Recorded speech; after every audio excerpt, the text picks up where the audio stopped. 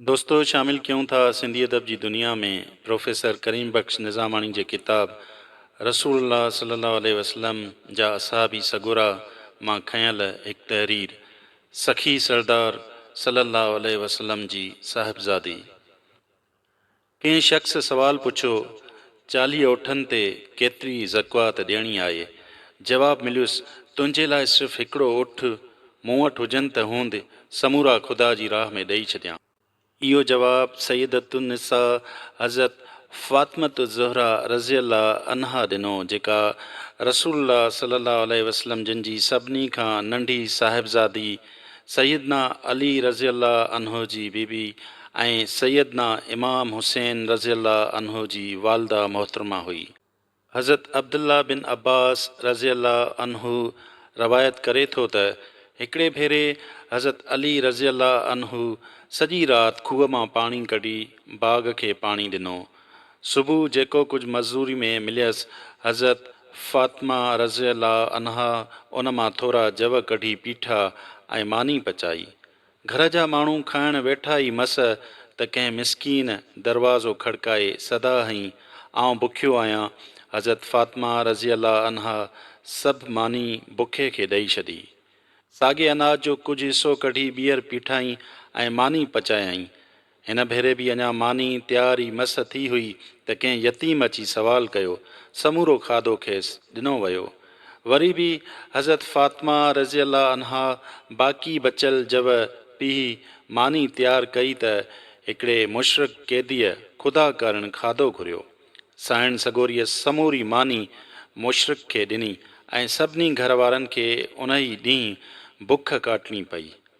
अल्लाह ताला खे इहा ॻाल्हि एतिरी पसंदि आई जो उन सॼे घर बाबति हीअ आयत नाज़िल फ़रमायाई, जंहिंजो तर्जुमो आहे ऐं उहे अल्लाह जी राह में मिसकीन ऐं यतीम ऐं क़ैदीअ खे खाधो खाराईंदा आहिनि। हिकिड़े भेरे बनु सलीम कबीले जो हिकु ज़ईफ़ पीरसन शख़्स मुस्लमान थियो। हुज़ूर पाक सल्लल्लाहु अलैहि वसल्लम जिन खेसि दीन जा ज़रूरी मसला ॿुधाया ऐं कुझु तालीम ॾिनाऊंसि। पोइ पुछियाऊंसि त तो वटि कुझु माल बि आहे। जवाबु ॾिनई ख़ुदा जो कसम पंहिंजे कबीले जे 3000 माण्हुनि मां आउं सभिनी खां वधीक मिसकीन ऐं फ़क़ीर आहियां। हुज़ूर पाक सल्लल्लाहु अलैहि वसल्लम जिन असहाबी सगोरनि ॾांहुं निहारींदे फ़रमायो तव्हां मां इन मिसकीन जी मदद केरु कंदो। हज़रत साद बिन अबादा रज़ी अल्लाह अन्हु उथी बीठो ऐं चयईं या रसूल अल्लाह मूं वटि हिकिड़ी ॾाची आहे जेका इन खे ॾियां थो। हुज़ूर पाक सल्लल्लाहु अलैहि वसल्लम जिन ॿीहर फ़रमायो अव्हां मां हिन जो मथो केरु ढकाईंदो।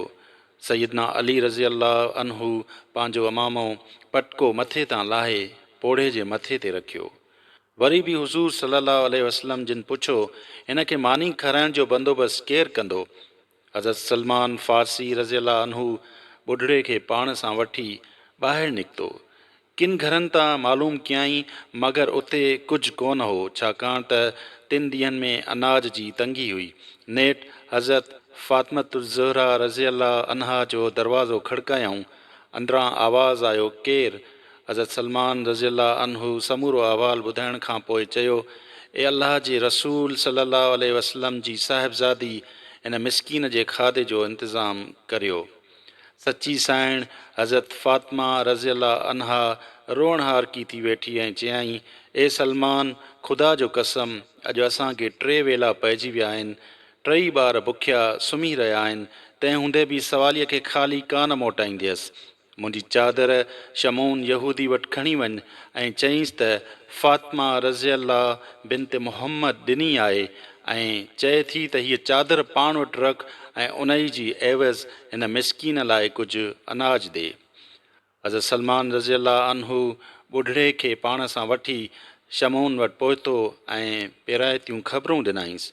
यहूदी हैरान थी वियो ऐं वाको करे चयई ए सलमान रज़ी अल्लाह अन्हु ख़ुदा जो कसम ही उहे ई हस्तियूं आहिनि जिन जे बाबति तौरेत में ॿुधायल आहे।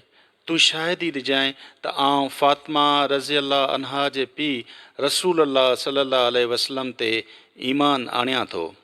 तंहिंखां पोइ हज़रत सलमान रज़ी अल्लाह अन्हु खे कुझु अनाज ॾिनाई ऐं ख़ातून जन्नत रज़ी अल्लाह फ़ातिमा रज़ी अल्लाह अनहा जी चादर वापसि मोकिलियईं। हज़रत सलमान रज़ी अल्लाह अनहु अनाज खणी हज़रत फ़ातिमा रज़ी अल्लाह अनहा वटि पहुतो, जंहिं उन ई वक़्तु अनाज पीठो ऐं मानी पचाए ॿुढड़े लाइ हज़रत सलमान रज़ी अल्लाह अनहु खे ॾिनी। हज़रत सलमान रज़ी अल्लाह अनहु चयो, इन्हनि मां कुझु मानियूं ॿारनि लाइ रखो। हज़रत फ़ातिमा रज़ी अल्लाह अनहा जवाबु ॾिनो, सलमान रज़ी अल्लाह अनहु, जेका शइ ख़ुदा जी राह में ॾेई चुकी आहियां, इहा मुंहिंजे ॿारनि लाइ जाइज़ कोन्हे। हज़रत सलमान रज़ी अल्लाह अनहु मानी खणी हुज़ूर पाक सल्लल्लाहु अलैहि वसल्लम जी बारगाह में पहुतो ऐं सॼो वाक़ियो बयानु कयईं। हुज़ूर पाक सल्लल्लाहु अलैहि वसल्लम जिन ॿुढड़े खे मानी ॾियण खां पोइ हज़रत फ़ातिमा रज़ी अल्लाह अनहा जे घर आया, संदसि मथे ते शफ़क़त भरियो हथु फेरियईं ऐं आसमान ॾे निहारींदे दुआ कयईं, ख़ुदाया, फ़ातिमा रज़ी अल्लाह तुंहिंजी बानी आहे, तूं हिन खां राज़ी रहिजांइ।